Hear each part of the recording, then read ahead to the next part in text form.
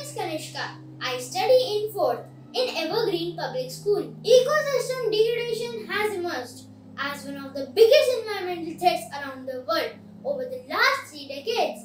Almost all our ecosystems, terrestrial or otherwise, stand degraded to varying degrees due to a mix of factors such as developmental pressures, population growth, overexploitation, etc. Taking into account the gravity of the situation and encouraging the revival of the ecosystem, the UN has officially declared the United Nations Decade on Ecosystem Restoration on this World Environment Day 2021.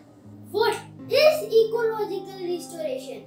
Ecological restoration is defined as the process of assisting the recovery of an ecosystem that has been degraded, damaged, or destroyed. Ecosystems are in a constant state of evolution. Plant trees.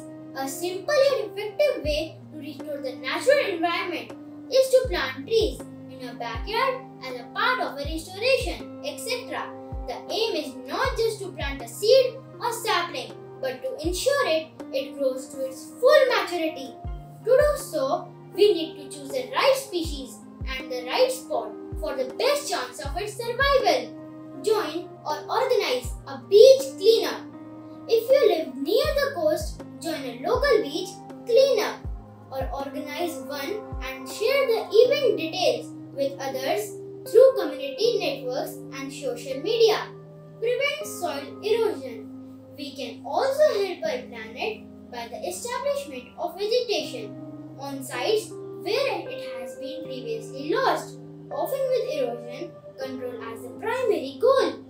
Life is only possible on Earth, so protect it.